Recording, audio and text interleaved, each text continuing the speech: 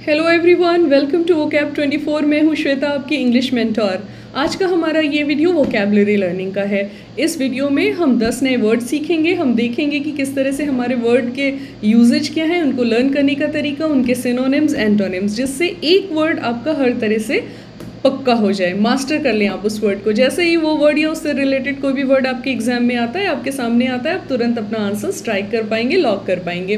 कल की वीडियो में मैंने देखा था कि किसी ने कमेंट बॉक्स में लिखा था कि आप जो है रूट वर्ड्स को इंक्लूड करिए, उनको लेकर चलिए, तो आपका वीडियो जो है वो वोकैबलरी लर्निंग आसान हो जाएगी।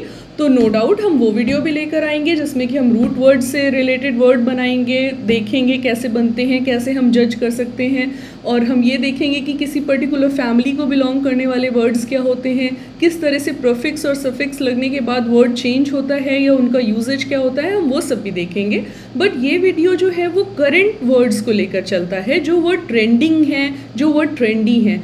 ये जो वोकैबलरी का वीडियो है, इसमें क्या होता है कि हम 10 वर्ड्स जो लेते हैं वो आज द हिंदू के न्यूज़पेपर में होते हैं या फिर आसपास किसी आर्टिकल में यूज़ हुए होते हैं, तो वो पढ़ना भी इक्वली इम्पॉर्टेंट है, क्योंकि जो आपका एग्ज़ाम होता है वो कहीं ना कहीं करंट के आर्टिकल्स पे बेस्ड होता है। तो ऐसा ना हो कि आप जो है उन चीज़ों को पढ़ें लेकिन ये चीज़ें आपकी मिस हो जाएं, तो जिससे क्या होगा कि जब आपको कोई वर्ड एग्ज़ाम में दिखेगा तो शायद आप ना समझ पाएँ। इसलिए हम लोगों को पैरेलल प्रिपरेशन करनी होती है।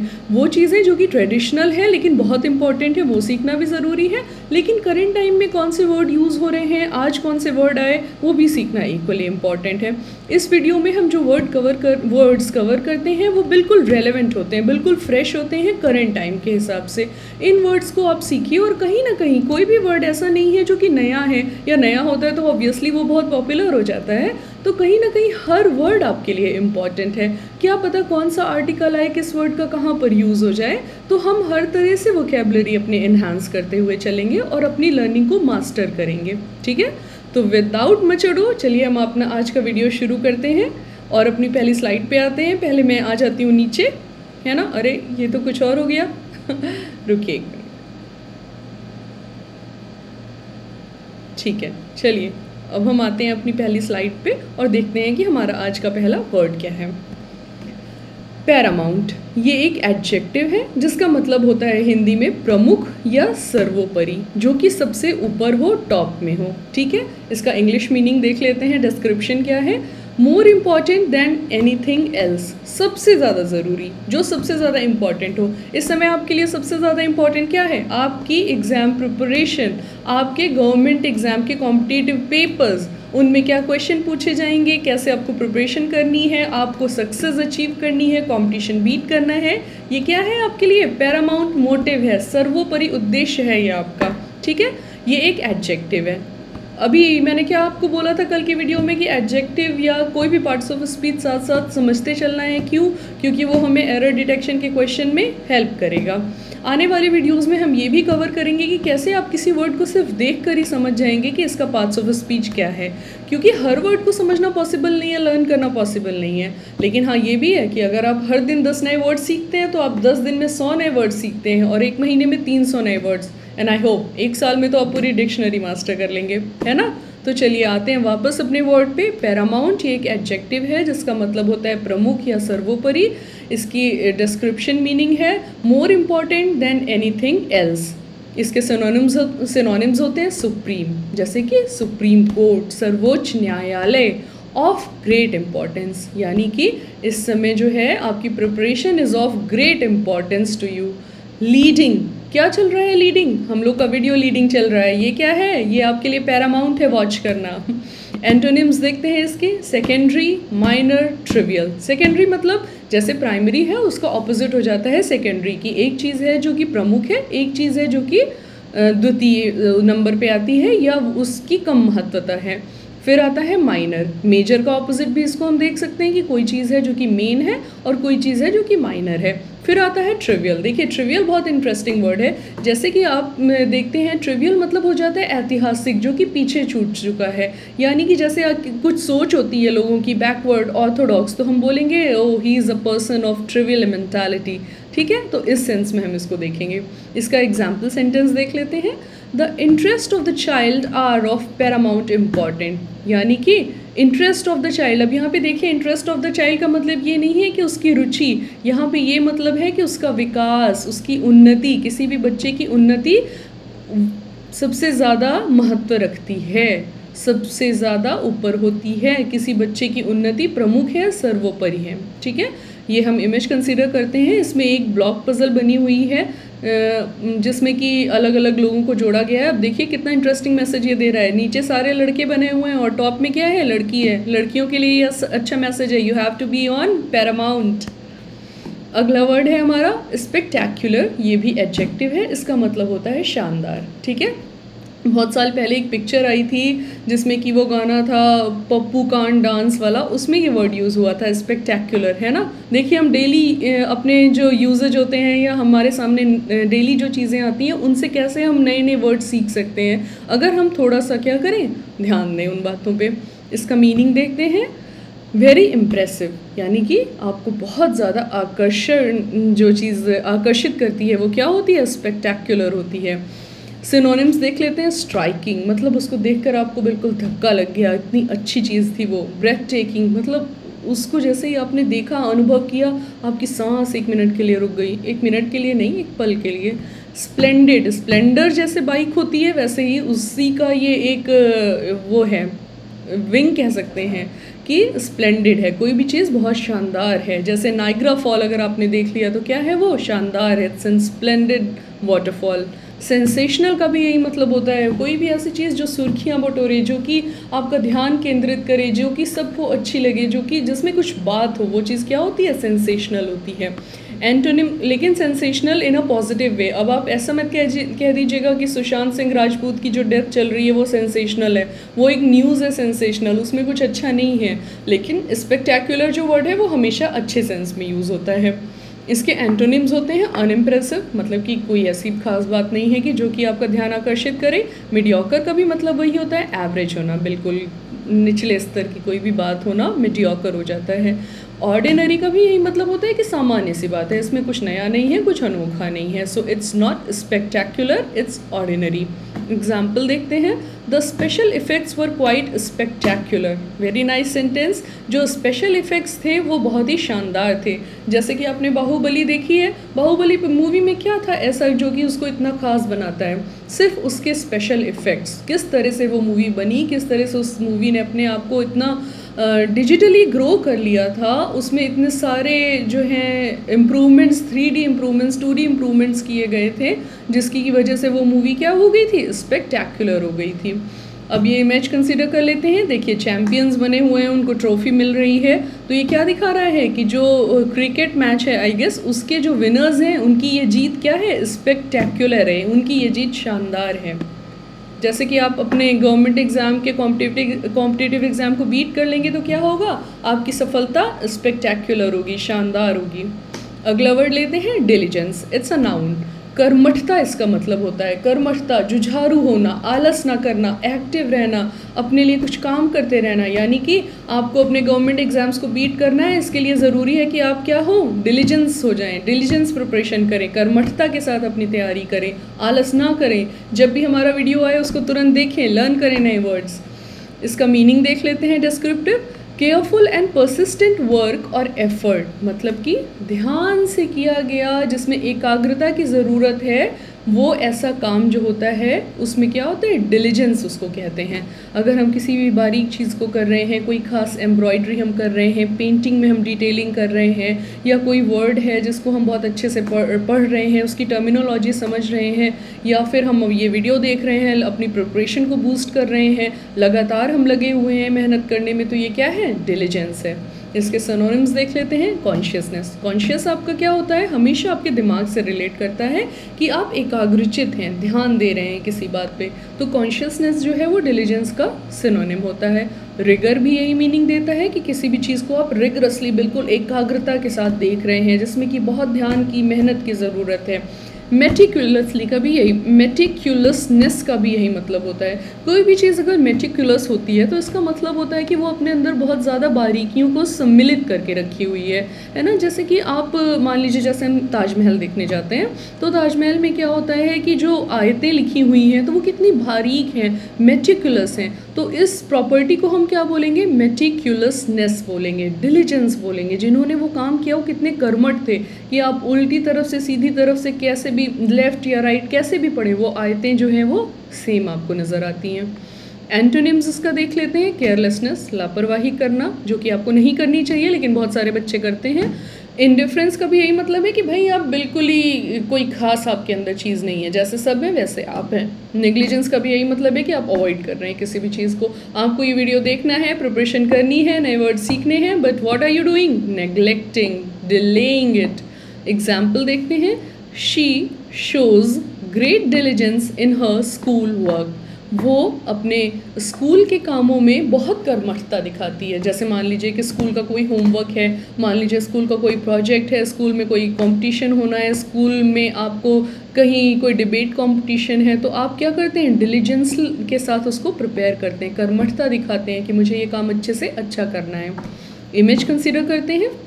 इमेज में क्या हो रहा है, देखिए बैम्बू स्टिक से एक लड़की है जो क्या बना रही है, बास्केट बना रही है, या आई गेस अम्ब्रेला बना रही है। वैसे तो मैंने बास्केट्स देखी हैं बैम्बू स्टिक की, तो इसमें क्या है, ये बहुत बारीक काम है, धीरे धीरे इसको करना पड़ता है, एकाग्रता लगती है इसमें। ऐसा नहीं है कि भाई आप टीवी देखते हुए इसको कर ले रहे हैं ना, जैसा कि कई लोग आप में से पढ़ते भी होंगे, जो कि गलत हैबिट है। अच्छे से प्रिपेयर करिए तो क्या होगा, डिलीजेंस होगा। इस काम में आपकी प्रिपरेशन में क्या चाहिए, डिलीजेंस चाहिए।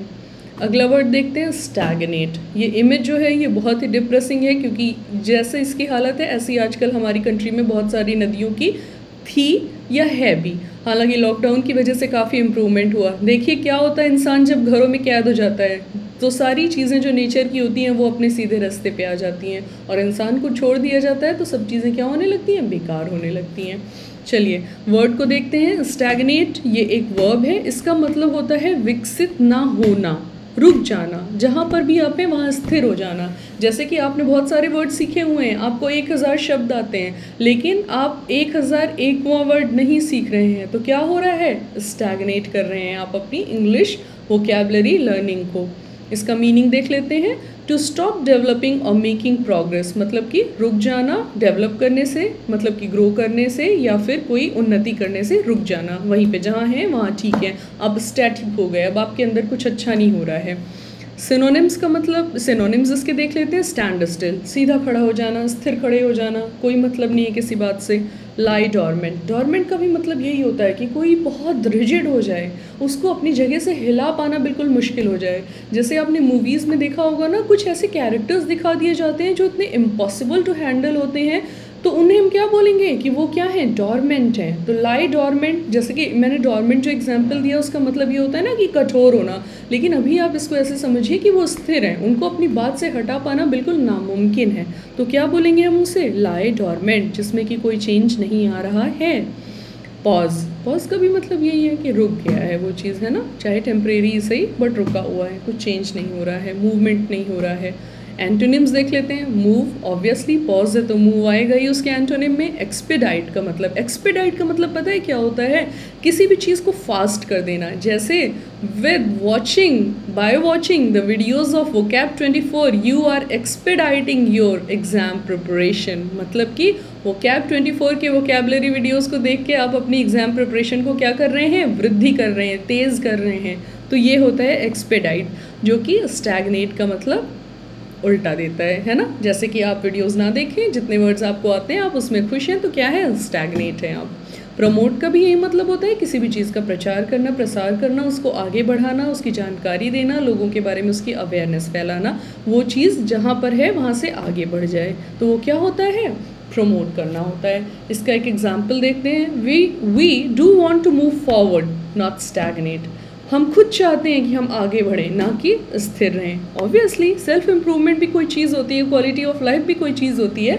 हर कोई चाहता है कि वो अपनी ज़िंदगी में आगे बढ़े, इम्प्रूव करे, ना कि स्टैगनेट होकर रहना चाहता है ना।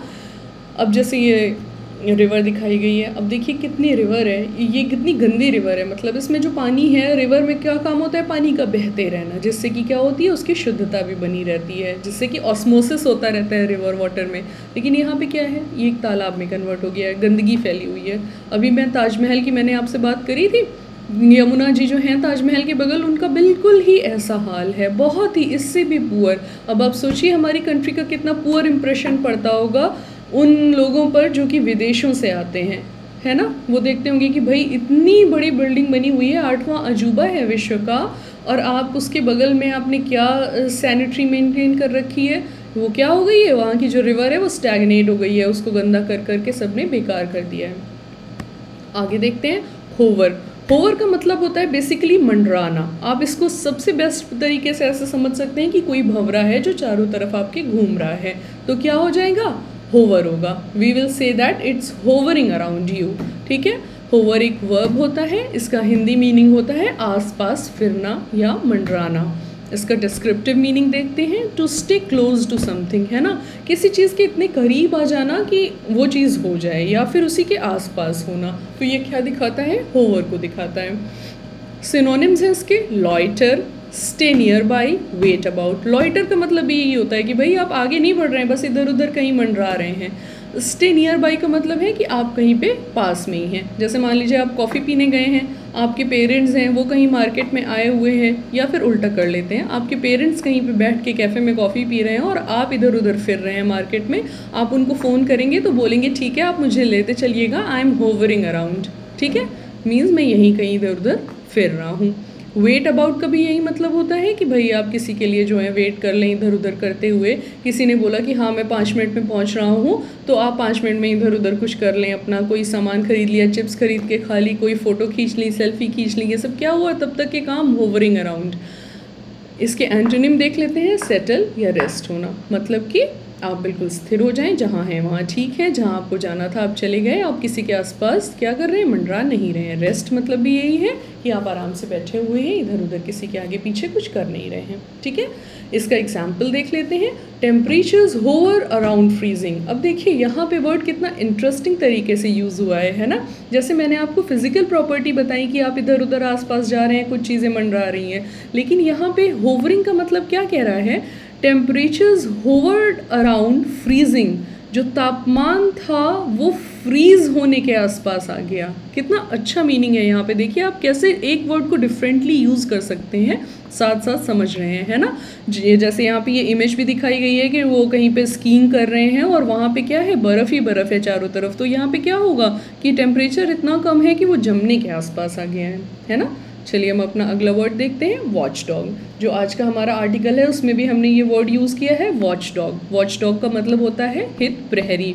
देखिए वॉच डॉग हमेशा हम लोग इंसान के लिए यूज़ करते हैं, या फिर कोई स्पेसिफिक चीज़ जो कि हमने अप्लाई की हो, जैसे कि आपने कुछ एक ऐसी पॉलिसी क्रिएट कर दी हो जो कि आपके ऑर्गेनाइजेशन में, आपके घर में, आपकी सोसाइटी में जो है वो वॉच डॉग का काम करती हैं, है ना। जैसे कि आपने सीसीटीवी कैमरा लगा दिया अपनी बिल्डिंग के आसपास या कहीं पे भी अपने घर में, तो क्या होता है, सीसीटीवी कैमरा एक वॉच डॉग की तरह से काम करता है, लेकिन जनरली हम लोग इसको इंसान से रिलेट करते हैं। फिर भी आप इसके काम को जैसा ये वर्ड है वैसा समझ सकते हैं। वॉच मतलब निगरानी रखना, देखना, और डॉग मतलब उसकी तरह अटेंटिव होकर, जैसे डॉग्स होते हैं बिल्कुल अटेंटिव, हर चीज़ के बारे में बिल्कुल तैनात रहते हैं, उस तरह से वॉच डॉग होता है। लेकिन इसका ये मतलब बिल्कुल नहीं है कि यहाँ डॉग की बात हो रही है, यहाँ इंसान, पॉलिसी, किसी स्पेशल इक्विपमेंट की बात हो रही है।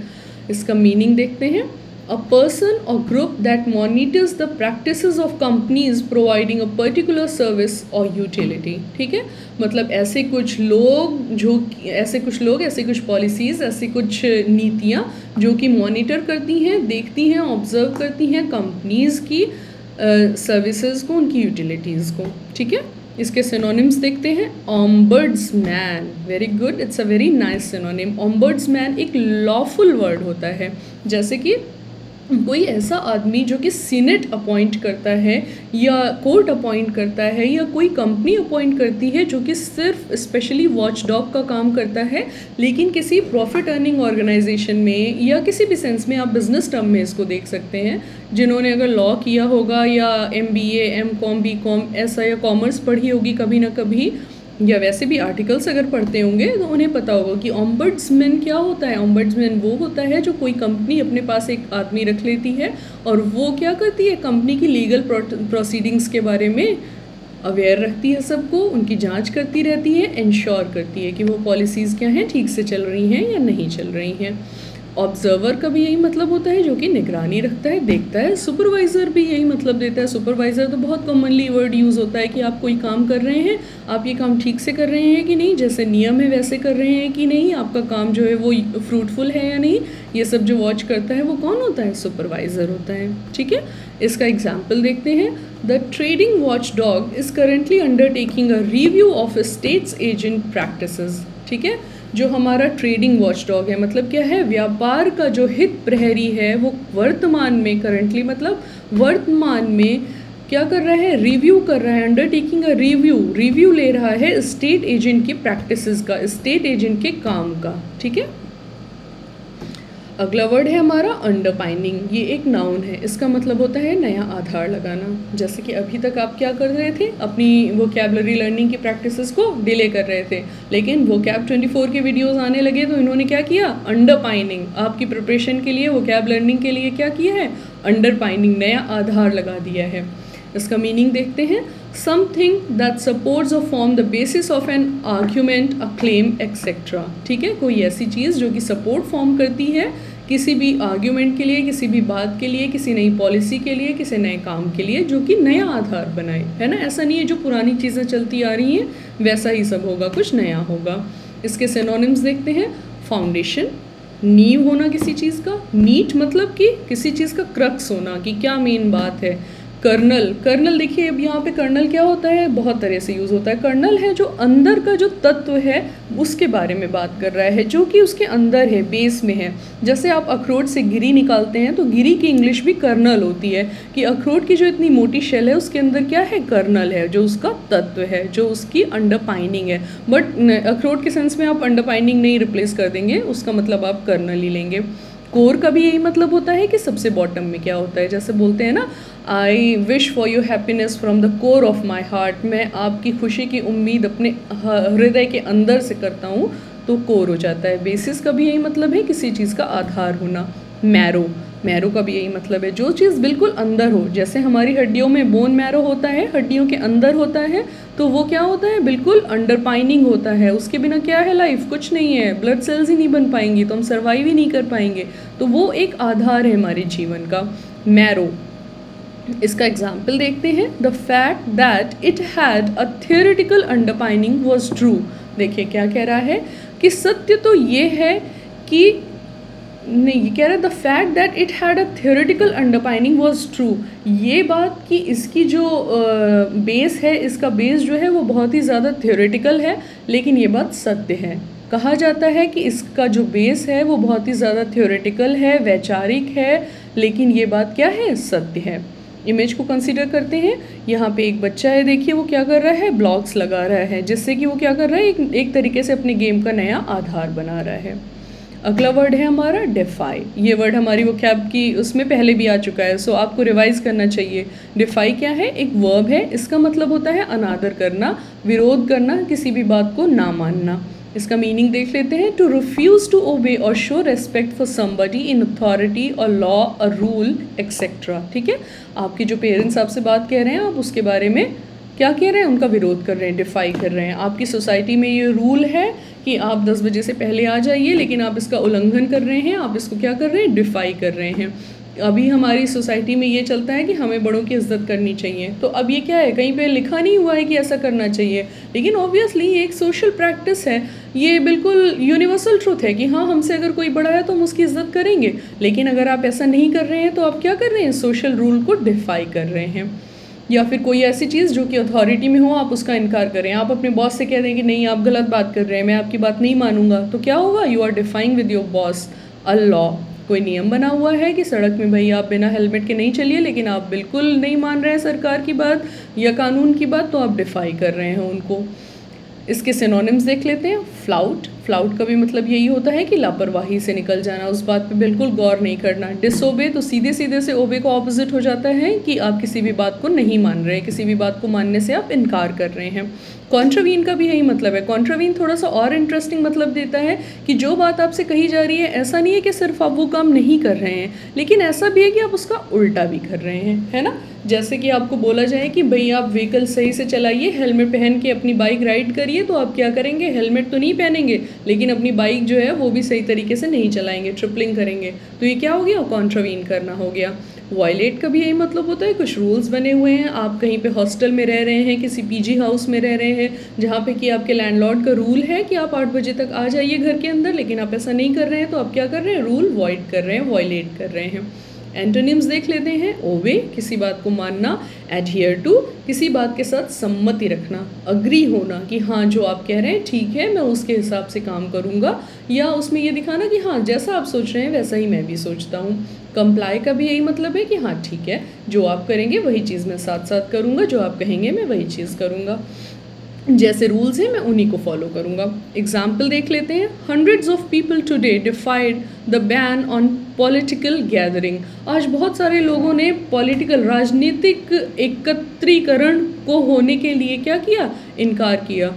राजनीतिक एकत्रीकरण पर जो बैन लगा हुआ था उसके खिलाफ क्या किया, बात की, उसको डिफाई किया उन लोगों ने कि नहीं ऐसा नहीं होना चाहिए। जैसे यहाँ पे देखिए ये एक आदमी बना हुआ है, क्या दिखा रहा है उसमें कि यहाँ पे एक ब्लॉक है, आप इसके पार नहीं जा सकते, लेकिन आप इस रूल को नहीं मानेंगे, डिफाई करेंगे उसको, जो कि गलत बात होगी। अगला वर्ड है हमारा गार्ब। गार्ब एक नाउन होती है जिसका मतलब होता है पोशाक, लेकिन कोई भी पोशाक नहीं, ऐसे नहीं कि आपने जीन्स टी शर्ट पहनी हुई है तो यू आर गार्बिंग, कोई स्पेशल पोशाक, जैसे कि पायलट की होती है, ऑफिसर्स की होती है, कोई प्लम्बर है उसकी होती है, ट्रैफिक पुलिस में वो फ्लोरेसेंट कलर के कपड़े पहने रहते हैं, तो ये सब क्या होता है, गार्ब होता है। मीनिंग क्या है इसका, clothing specially of a distinctive और स्पेशल काइंड। मैंने आपको बताया ना कि नॉर्मली कपड़ों को आप नहीं बोलेंगे, लेकिन किसी कपड़े का जो स्पेशल कैरेक्टरिस्टिक है उसको अगर वो इंक्लूड कर रहा है कोई क्लोथिंग, तो हम बोलेंगे कि गार्बिंग है ये। सिनोनिम्स है इसका, attire, outfit, turnover, turnout, raiment, है ना। अटायर का मतलब यही होता है कि आपके ऑफिस में बोला जाता है कि फॉर्मली आप आइए, तो आप ये नहीं बोलेंगे फॉर्मली क्लोथिंग, ये फॉर्मल अटायर है।